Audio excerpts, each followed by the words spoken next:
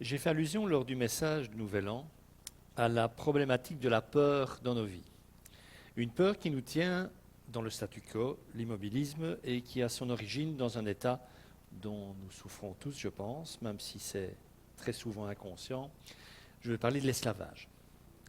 En effet, la peur n'est-elle pas la manifestation que nous sommes encore esclaves? Si ce n'est de la peur, c'est de notre moi personnel, de notre nature humaine ou d'une de ses émanations. L'apôtre Pierre n'écrit-il pas que chacun est esclave de ce qui le domine?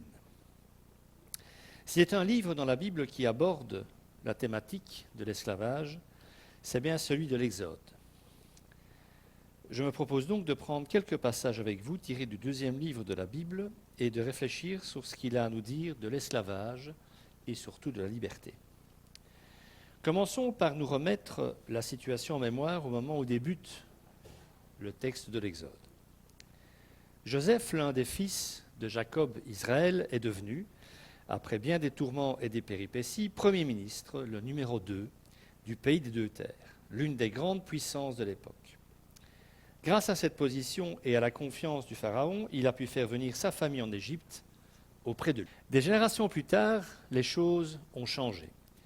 La famille de Jacob a prospéré, ses descendants se sont multipliés et sont ressentis à présent, étant donné leur nombre, comme une menace par le pouvoir en place. D'autant plus que le Pharaon en question, ne consultant pas souvent les annales de son peuple, ne sait pas tout ce que lui et son pays doivent aux Israélites. Et je prends donc un premier passage du chapitre 1 du livre de l'Exode. Un nouveau roi parvint au pouvoir en Égypte, un roi qui n'avait pas connu Joseph. Il dit à son peuple, voilà que les Israélites forment un peuple plus nombreux et plus puissant que nous. Allons, montrons-nous habiles vis-à-vis de lui. Empêchons-le de devenir trop nombreux, car en cas de guerre, il se joindrait à nos ennemis pour nous combattre et sortir ensuite du pays. On établit donc sur lui des chefs de corvée afin de l'accabler de travaux pénibles. C'est ainsi qu'on construisit les villes de Pithom et de Ramsès, destinées à servir d'entrepôt au Pharaon. Mais plus on accablait les Israélites, plus ils devenaient nombreux et envahissants, au point que l'on éprouva de la haine pour eux. Pour remédier à cette situation, le Pharaon ordonne donc qu'on accable les Hébreux de travail. C'est bien pensé. S'ils sont épuisés le soir, se dit le Pharaon, en rentrant du boulot, ils n'auront plus envie de faire, entre guillemets, de l'exercice physique. Et s'il n'y a plus de sport en chambre, plus de bébés, la démographie du peuple d'Israël sera donc en berne. Et puis peut-être se diront-ils aussi qu'il n'est pas raisonnable de faire entrer des enfants dans un monde pareil. Réflexion que l'on entend encore souvent de nos jours. Mais rien n'y fait, plus on les accable, plus ils augmentent en nombre. Rien ne semble pouvoir altérer la condition physique de nos amis juifs. Le roi d'Égypte a donc une autre idée, plus radicale cette fois. Il demande aux deux sages-femmes des Hébreux, Pua et Shifra, de faire mourir tous les enfants mâles, mais de laisser vivre les petites filles. Il se disait sans doute qu'en cas de révolte, il y aurait moins à craindre de la part de faibles femmes. Le pauvre homme. Seulement voilà, là encore, pas de chance pour le fils de Ra, fils du dieu soleil, je précise. Il n'y a pas ici, dans mon chef, une quelconque envie de manquer de respect au pharaon. Les sages-femmes en question préféreront obéir à Dieu plutôt qu'aux hommes et trouveront une excuse bidon pour justifier le fait que le nombre de naissances d'enfants mâles ne baissait pas. Et je prends un deuxième passage, toujours dans le chapitre 1er du livre de l'Exode. Mais les sages-femmes avaient la crainte de Dieu, et elles ne firent pas ce que leur avait dit le roi d'Égypte. Elles laissèrent vivre les enfants. Le roi d'Égypte convoqua les sages-femmes et leur dit « Pourquoi avez-vous agi ainsi et avez-vous laissé vivre les enfants ?» Les sages-femmes répondirent au Pharaon « C'est que les femmes des Hébreux ne sont pas comme les Égyptiennes. Elles sont vigoureuses et accouchent avant l'arrivée de la sage-femme. » Dieu fit du bien aux sages-femmes et le peuple devint nombreux et très puissant. Parce que les sages-femmes avaient eu la crainte de Dieu, Dieu fit prospérer leur famille. Alors le Pharaon ordonna à tout son peuple, vous jetterez dans le fleuve tout garçon qui naîtra et vous laisserez vivre toutes les filles. Les femmes juives ne sont peut-être que des femmes dont il ne faut pas craindre la violence, mais il ferait bon néanmoins de craindre leur cœur. La dernière tentative pour éradiquer la prolifération des Hébreux sera donc le génocide pur et simple, le génocide dont Moïse réchappera en trouvant refuge auprès de la fille de Pharaon. Un vieil adage sargarien, ne dit-il pas, si vous voulez protéger vos descendants du feu du dragon, confiez-lui vos œufs. Moïse allait donc grandir dans la tanière du dragon. Le décor étant planté, posons-nous les bonnes questions, celles qui vont nous faire avancer sur le chemin de l'affranchissement. Pourquoi les sages-femmes ont-elles désobéi à Pharaon? Alors tout de suite, vous allez me dire, mais enfin Yves, le texte le dit, parce qu'elles craignaient Dieu. Et vous aurez raison de répondre à cela. Mais nous allons quand même essayer d'aller un peu plus loin et nous allons affiner la question. Pourquoi craignait-elle Dieu plus que les hommes? Dieu, il n'est pas là, hein, je veux dire physiquement. La menace, c'est Pharaon, objectivement. C'est Pharaon qui les menace si elles ne font pas ce qu'il demande.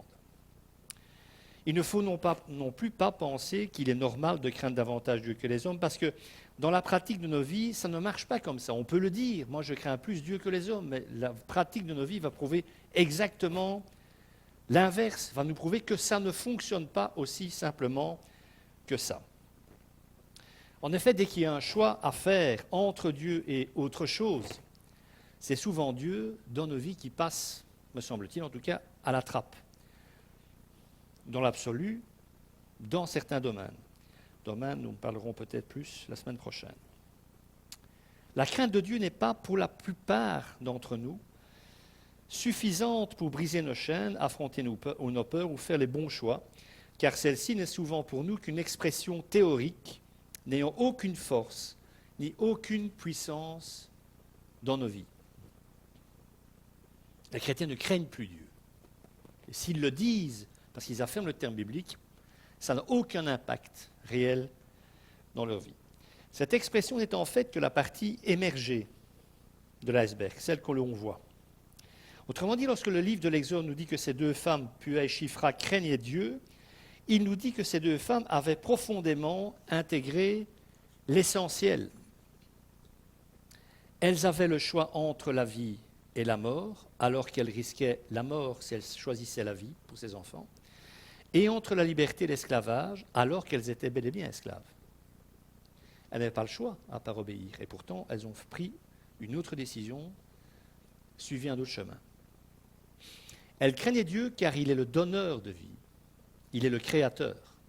Un enfant qui naît, cela fait partie de ce que Dieu considère comme la partie supérieure de ce qu'il déclare bon dans sa création. Il participe à chaque naissance, comme le dit si magnifiquement la Bible au travers de ces paroles de Ève, la première femme, « J'ai donné vie à un homme avec l'aide de l'Éternel ». Elle n'a pas fait ça toute seule, si je peux dire, Ève. On a trop tendance de nos jours à considérer que les naissances ne sont que le résultat d'un processus naturel qu'on appelle la reproduction. Ce passage remet les choses en perspective en pointant Dieu comme étant mystérieusement à l'œuvre dans chaque naissance. Et vous avez encore un doute, il y a d'autres textes, comme entre autres le psaume 139, où David dit que Dieu le voyait déjà lorsqu'il le tissait dans le sein de sa mère. Il y a donc ici un combat engagé entre la vie et la mort. Les sages-femmes l'ont bien compris. Elles l'ont compris bien avant que Dieu n'écrive de sa main même sur les tables de la loi confiée à Moïse, « Tu ne tueras pas ». On est avant la loi Moïse, ici. Elles sont tout simplement convaincues au plus profond de leur être que ce que demande le Pharaon est mal.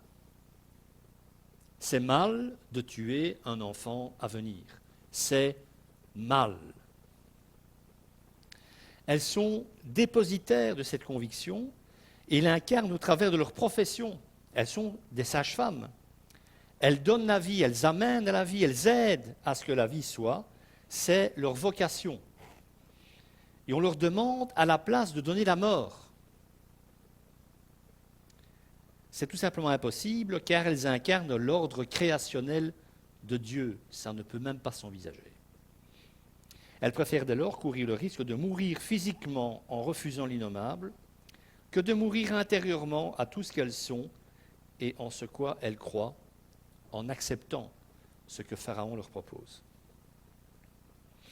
Ce qu'il faut bien comprendre, et c'est un peu le problème quand on lit le texte biblique, parce que quand on lit un texte millénaire, on a souvent de la distance par rapport au texte, puis mettons assez d'impact dans la lecture, ça je ne sais pas, mais nous sommes tous un peu pareils à ce niveau-là, je pense. On fait ça entre deux autres trucs à faire. Ce qu'il faut comprendre, c'est que rien de ceci n'est théorique. Nous ne vivons pas dans un monde théorique. C'est-à-dire que tous les jours, nous avons des choix à poser, des choix à faire. Il y a le bien et il y a le mal. Et dans notre récit, Dieu est le bien et le Pharaon est le mal. Dieu est un Dieu de vie qui donne la vie quand il prend la parole. Pharaon est un Dieu de mort qui donne la mort lorsqu'il ouvre la bouche. Dieu est un Dieu qui offre la liberté d'agir comme un être humain véritable, qui pense d'abord et aussi aux autres quand il s'agit de décider et d'agir, fût-ce au prix de sa propre vie. Il offre en fait la liberté en lieu et place de l'esclavage. Ces deux femmes, Pua et Shifra, étaient esclaves, mais en fait, elles ont prouvé qu'elles étaient totalement libres.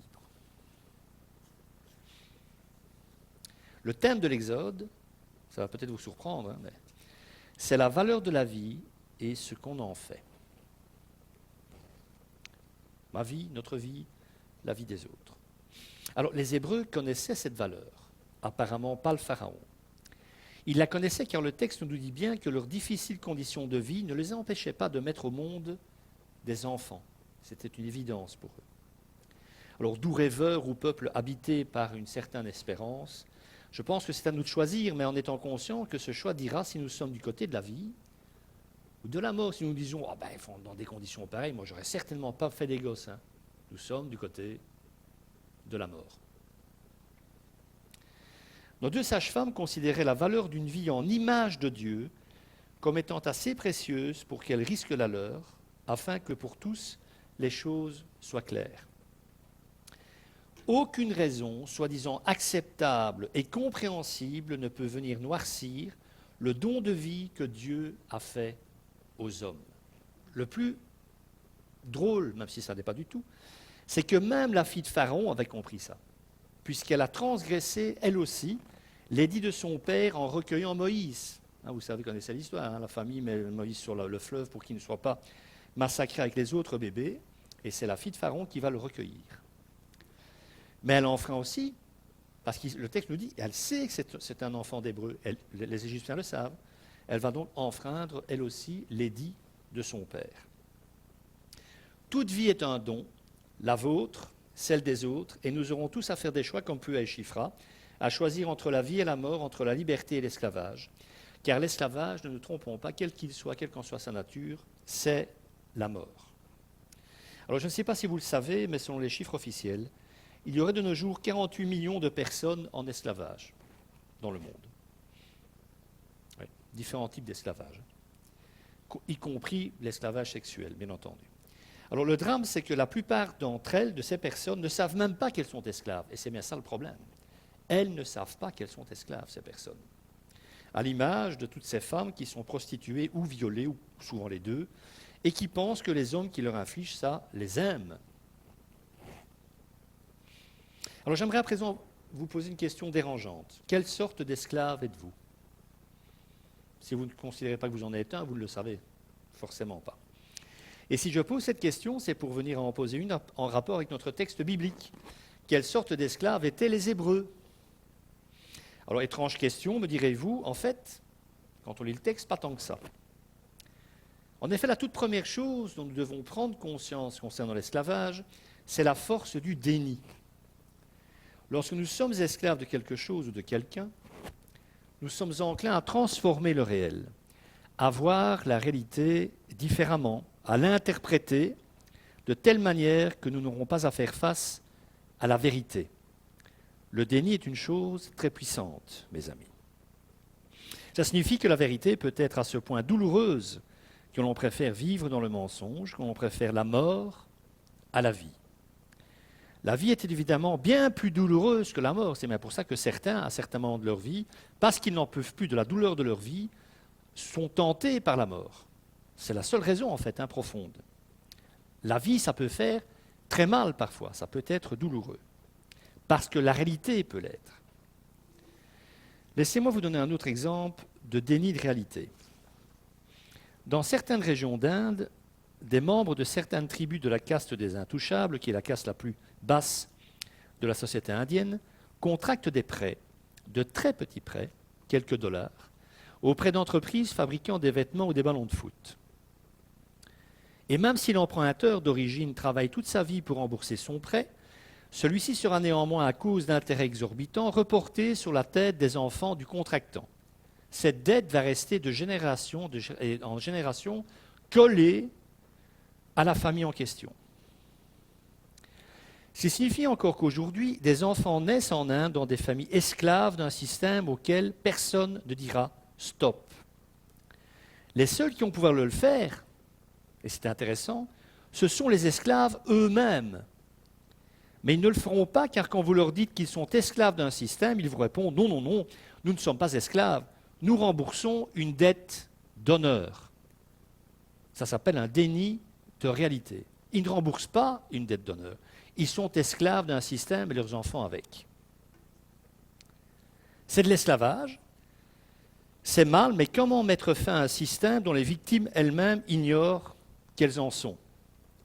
Comment ces hommes, ces femmes et ces enfants pourraient-ils être, dès lors, libérés? Alors, je suis convaincu que pour la plupart d'entre vous, ce type d'esclavage est à peine croyable. Vous vous dites en entendant ça, mais comment c'est possible de se laisser enfermer dans des trucs pareils? Mais cette réaction, pour tout à fait licite qu'elle soit, elle est très ironique aussi.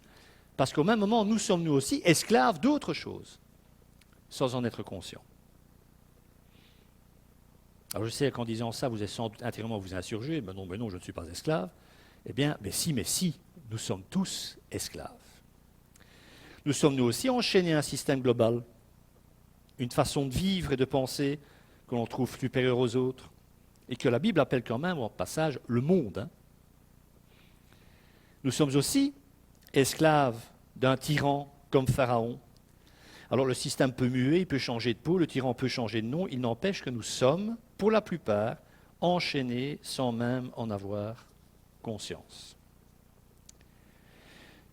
C'est pour cette raison que la question quel genre d'esclaves étaient les Israélites en Égypte est intéressante. Parce qu'on ne se pose jamais cette question. On se dit, ils étaient esclaves, quoi, c'est clair.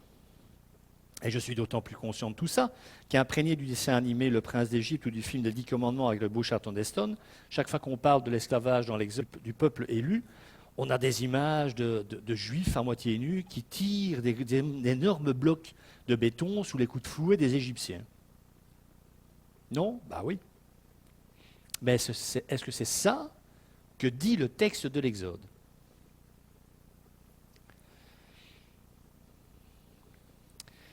Quand on prend le temps d'interroger le texte, des données non négligeables apparaissent et alimentent le questionnement, en tout cas le mien. Par exemple, quel genre d'esclaves possèdent leur propre maison? C'était le cas des Juifs. Quel genre d'esclave possède du bétail qui lui appartient? Par définition, un esclave, ça ne possède rien, nous sommes bien d'accord. Un esclave, ça n'a rien, ça ne possède rien, il ne se possède même pas lui-même, il appartient à quelqu'un d'autre, donc il ne peut rien posséder. Les Juifs ont des maisons, ils ont du bétail. Quel genre d'esclave possède le représentant syndical auprès du roi? À savoir Moïse. On peut le voir comme un représentant syndical qui va plaider la cause de ses affiliés. C'est une façon un peu particulière de voir les choses, mais il a accès au pharaon. Il débarque dans la présence du pharaon comme si c'était normal. Quand vous êtes vraiment esclave, en tout cas dans notre conception d'être, vous n'avez aucun représentant d'aucune manière. Et finalement, quel genre d'esclave peut bien menacer la plus grande puissance de l'époque? À aucun moment de l'histoire de l'homme, je prends par exemple les États-Unis, ça revient maintenant dans la guerre de sécession et avant forcément le conflit, les esclaves n'avaient aucune conscience de leur nombre alors qu'ils étaient 2 fois plus nombreux que les Blancs. Et dans toute l'histoire coloniale, c'est la même chose. Les esclaves sont souvent 2, 3, 4 fois, 10 fois, 100 fois, 1000 fois plus nombreux que ceux qui les mettent en servitude. Et ça ne change rien. Et les Blancs au pouvoir, ou les pouvoirs autonomes qui menacent et qui ont ces personnes en captivité, si vous voulez, eh ben, ils ne se sentent pas menacés par ces gens, puisque ce sont des esclaves. Ce n'est pas ce que le texte de l'Exode dit. Donc s'ils n'étaient pas enchaînés, s'ils n'étaient pas enfermés et privés de leurs propres ressources, s'ils n'étaient pas emprisonnés, comment et quand tout cela a-t-il pu se produire? De quelle sorte d'esclavage a-t-on affaire? À quelle sorte d'esclavage a-t-on affaire? C'est en fait la question clé du livre de l'Exode. Et c'est quelque part la question clé de notre vie à nous aussi, dans notre exode vers la liberté. Ou en tout cas, ça devrait l'être. Alors, est-ce que les Hébreux ont été opprimés en Égypte? Bien sûr. Étaient-ils esclaves? Ils sont devenus, absolument. Mais l'histoire de l'esclavage n'a pas commencé avec leur oppression par le Pharaon. Celle-ci débute bien plus tôt. Ça commence avec la raison de leur présence en Égypte. Qu'est-ce qu'ils faisaient en Égypte? C'est pas leur pays, l'Égypte. L'Égypte est un pays païen. Ils ne savaient pas faire 10 mètres en Égypte sans tomber sur une idole, enfin un monument représentant une idole, etc. Ils n'ont pas été capturés, ni forcés de venir, ni de rester dans ce pays païen par les Égyptiens. A contrario, par exemple, du peuple d'Afrique on a été les chercher sur place, on les a arrêtés de force, capturés de force et ramenés en Occident, en Europe. C'est ça la traite négrière, on ne leur a pas demandé leur avis. Les Juifs, on ne les a pas amenés de force en Égypte. Vous savez bien comment ils sont arrivés, Joseph, etc. Je pense même que Joseph, le fameux Joseph, premier ministre de Pharaon, ne comptait pas que ses descendants restent dans le pays. Puisque lorsqu'il meurt, il demande à ses descendants de ramener ses os en terre promise.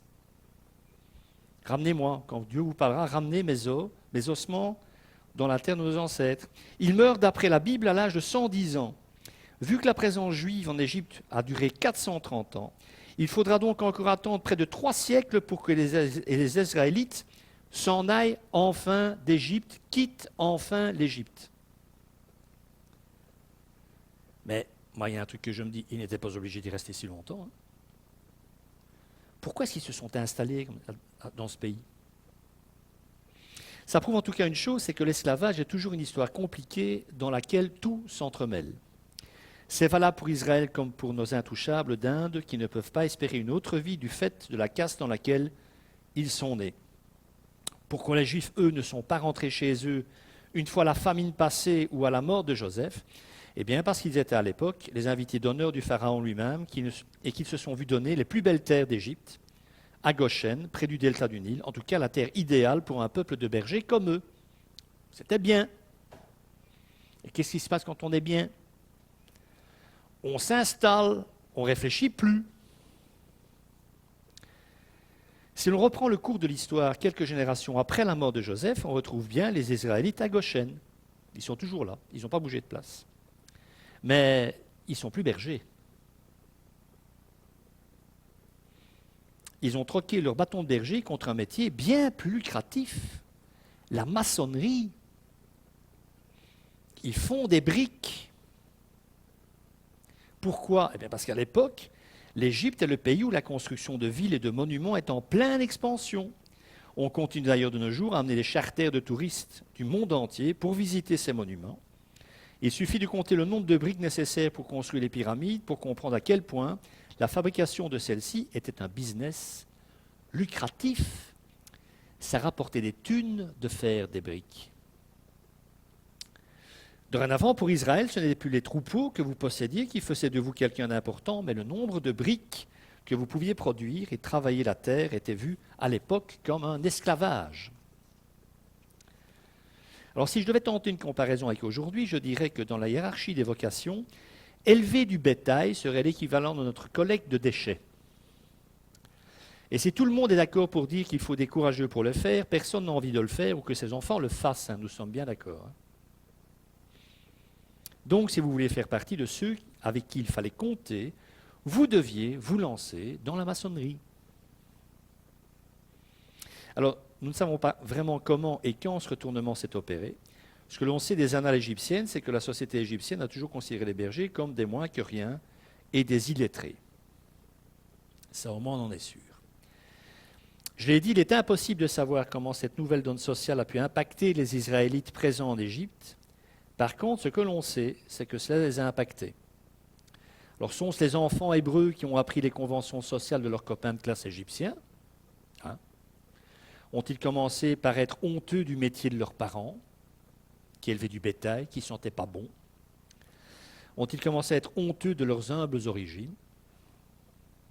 Peut-être n'osaient-ils pas inviter leurs amis chez eux à cause de l'odeur de l'étable accolée à la maison? Allez savoir. Et peut-être que les enfants ont dès lors appris à penser différemment, à envisager une autre façon de vivre, une façon plus lucrative de gagner sa vie, une manière non seulement de gagner plus, mais également d'acquérir du prestige et de l'influence. Et quoi de mieux que de s'engager dans l'industrie de la construction, alors en pleine expansion? Et c'est ainsi que cela a commencé, un maillon de la chaîne à la fois. Israël a échangé son gagne-pain, son héritage, son identité, son Dieu, contre des briques. C'est ça que dit l'Exode. Un maillon à la fois, Israël a construit la chaîne de son esclavage. Cette réflexion comme ça, il serait resté éleveur. La problématique du nombre serait restée le même, bien entendu, pour Pharaon. Mais il aurait eu difficile à en faire des esclaves. En faisant quoi? En les poussant à produire plus de bétail. Alors, si je dis qu'ils ont aussi oublié leur Dieu, parce qu'on a cette vision qu'Israël a prié pour que Dieu les délivre, etc., mais encore une fois, ce n'est pas ce que dit le texte. Si je dis qu'ils ont oublié leur Dieu, c'est parce que lorsque Moïse se rendra auprès de Pharaon pour lui demander de laisser aller son peuple, le Pharaon lui demandera par quelle autorité il ose faire une telle demande. Il ne va pas dire non. Il va dire, attends, tu es représentant des Hébreux, qui j'ai bien compris, mais tu nous demandes de le laisser partir. Mais avec quelle autorité par quelle autorité tu me demandes ça? Et Moïse répond, ainsi parle l'Éternel, le Dieu d'Israël, laisse aller mon peuple pour qu'il célèbre au désert une fête en mon honneur. Okay, ça, c'est ce que Moïse lui dit. L'Éternel, c'est ça l'autorité dont je suis investi, te dit, laisse aller mon peuple pour qu'il puisse te célébrer dans le désert. Et que lui répond Pharaon? Je vais vous le dire. Le Pharaon répondit, qui est l'Éternel? Donc je demande, qu'est-ce Dieu? Pour que j'obéisse à ses ordres en laissant partir Israël. Je ne connais pas l'Éternel et je ne laisserai pas partir Israël. Je ne connais pas l'Éternel, sans blague. C'est une déclaration terriblement lourde de sens, ça ne paraît pas peut-être à première lecture. Il y a plus d'1 million d'Hébreux dans le territoire de Goshen et Pharaon se sent menacé par ce nombre. Mais il n'a jamais entendu parler du Dieu de ce peuple qui lui fait si peur. Comment est-ce que c'est possible? Parce que les Juifs n'en ont rien à battre, mes amis. C'est aussi simple que ça. Alors sans doute que lorsque les Israélites ont oublié qui ils étaient, ont-ils aussi oublié qui était leur Dieu? C'est toujours comme ça que ça se passe. C'est probablement là que débute l'esclavage, toute forme d'esclavage. Une autre petite mention dans le texte me permet de dire que les Juifs avaient oublié leur Dieu. Une deuxième mention, je la tire du chapitre 2 de l'Exode, qui nous dit ceci. Longtemps après le roi d'Égypte mourut, et les Israélites gémissaient du fond de l'esclavage, ils poussaient des cris. Leurs appels montèrent du fond de l'esclavage jusqu'à Dieu. Dieu entendit leurs gémissements et se souvint de son alliance avec Abraham, Isaac et Jacob. Dieu vit les Israélites, il comprit leur situation. Alors, ce sont bien les cris produits par l'esclavage, les cris de souffrance produits par l'esclavage qui montent vers Dieu. Ce ne sont pas des prières qui montent, ce sont des cris de douleur liés à l'esclavage. Aucun juif ne demande à Dieu d'intervenir, contrairement à ce que l'on pense. C'est d'autant plus frappant que le passage nous dit que Dieu se souvint de son alliance en entendant ces cris. Alors, il s'agit bien entendu d'un anthropomorphisme. Dieu n'oublie jamais rien, je vous rassure. Enfin, je vous rassure, je ne sais pas si c'est rassurant de se dire qu'il n'oublie jamais rien, sauf quand il décide d'oublier, mais bon. Un anthropomorphisme qui nous dit que si Dieu a besoin de se souvenir, c'est parce qu'il n'y a pas de relation entre lui et ce peuple. Pas de prière, pas d'intercession. Il se souvient uniquement de l'alliance contractée avec les patriarches, avec qui il avait une relation, Preuve qu'il n'en a pas avec ce peuple. Il faudra attendre l'alliance du Sinaï plus tard, dans le désert, pour que cela arrive, pour qu'il y ait une véritable alliance entre Israël et son Dieu. Je sais bien, je suis en train de casser beaucoup de clichés là, mais bon. J'aimerais conclure par une courte remarque qui devrait, j'espère, nous encourager. La Bible a volontairement omis de nommer le nom, ou les noms, parce que je pense au moins qu'il y en a deux, en fait, hein, même si ça non plus, la plupart des gens ne le remarquent peut-être pas à la lecture du texte, mais la Bible, en tout cas, a volontairement omis de nommer le nom du pharaon d'Égypte ayant demandé de tuer tous les nouveau-nés mâles d'Israël.